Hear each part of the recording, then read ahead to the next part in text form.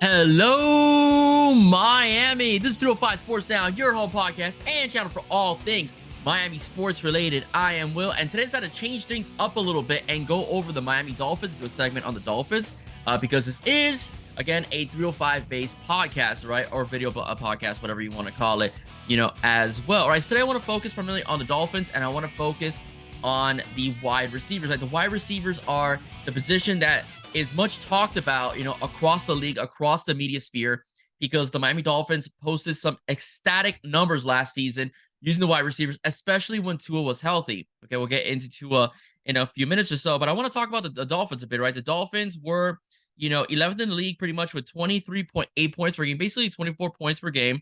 All right, Tyreek Hill had a monster year, had a career year in receptions with 119 receptions, 1,710 yards. He expects to have a 2,000-yard season this year, so I think that is absolutely doable, especially with the health of Tua.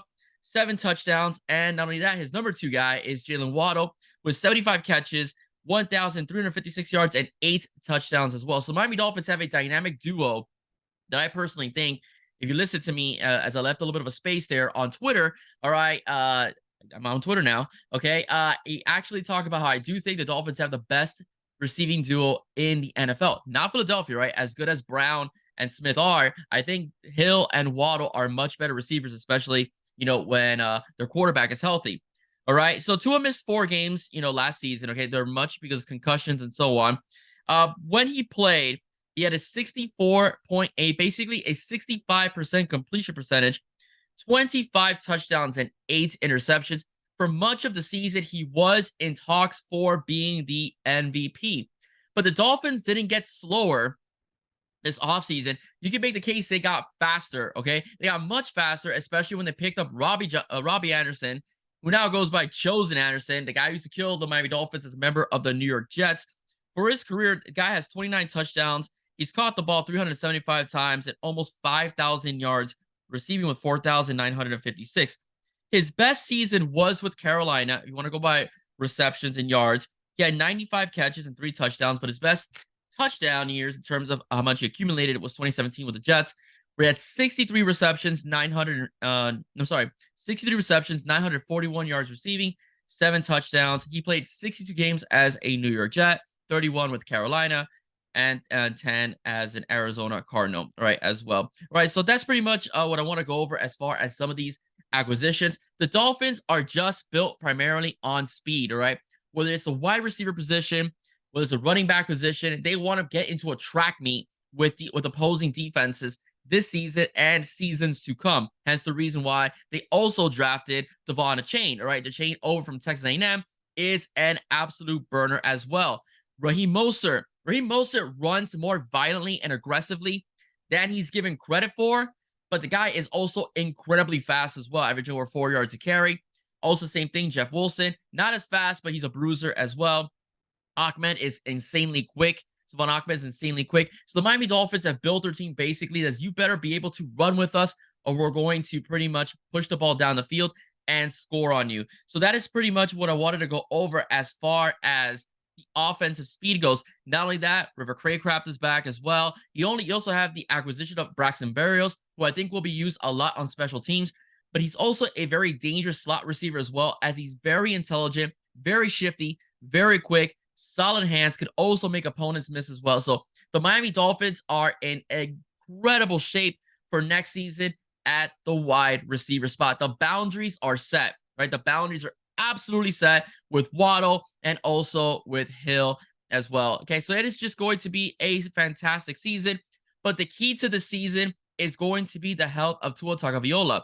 Tua has taken strides to make sure that he remains healthy for the following football season. For example, building up his body. If you look at Tua in terms of practice, social media, very private guy, but there are photos and videos of him out there was practicing, attending award shows, etc. He's a lot bigger, all right? He's put on more muscle mass, I'm assuming, all right, to better take hits as the season progresses, as he's been, hit quite a few times and falls back, and flies back and everything. So he's put on some decent amount of muscle. And not only that, also the practice of jiu-jitsu as well, teaching him how to fall and fall correctly so he doesn't have an injury is something that I think is good for Tua. So the Miami Dolphins will go. A lot of people think that it's not Tua. The people who are Tua haters, they believe that Tua is a product of a system. But how was that system when Bridgewater and Thompson were running it?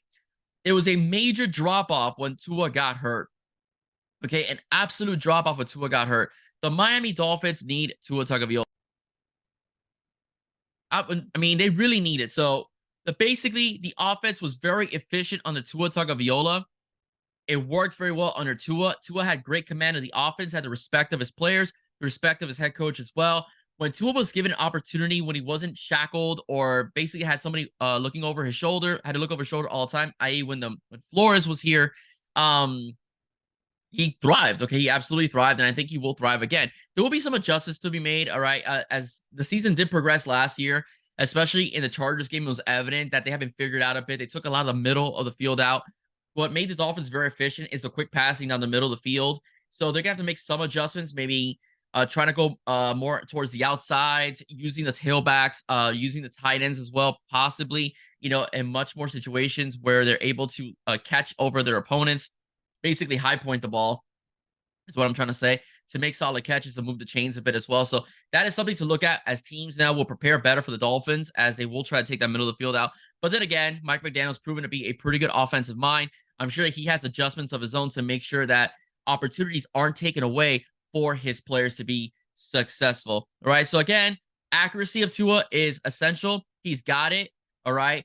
He still, in my opinion, might need to work from what I've seen in practice video in terms of the timing between him and Hill, because Hill, in many cases last year, and even a bit in practice, I've seen whatever the Dolphins have released. And when I saw, this past Saturday, when I actually went to the open practice over at Hard Rock Stadium, Hill has to slow down, for Tua, because Tua doesn't have the arm strength, let's say, of a Justin Herbert or Pat Mahomes.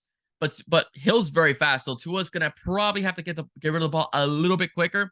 So he hits Tyreek Hill in full stride and full speed. But it's basically just milliseconds that they're off. It's not like, Tyreek Hill is getting a fair catch, right? He's just slowing down a bit to make sure he has a reception and he takes off his scores. Nonetheless, he's still burning guys in practice. He's burning the Falcons, over there in the joint practice that they're having right now over, in Davie. So the bottom line is that over at Hard Rock Stadium. Davie was a long time ago.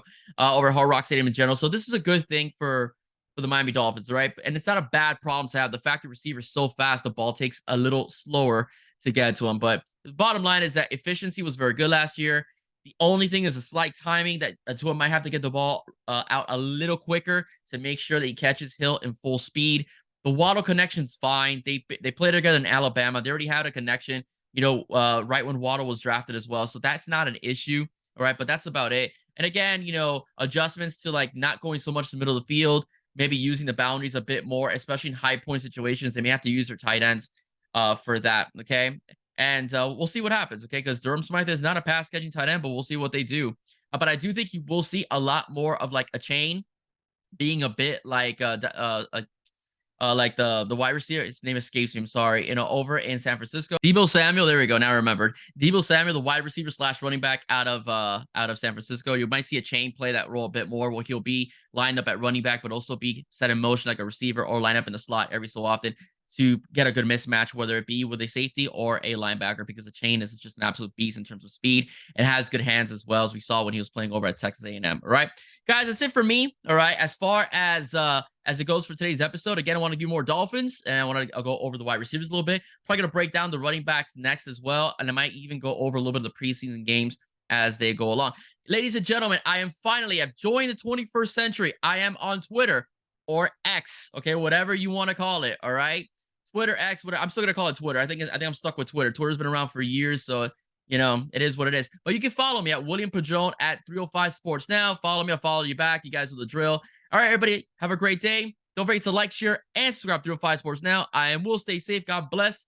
See you soon. Go Fins. Bye-bye.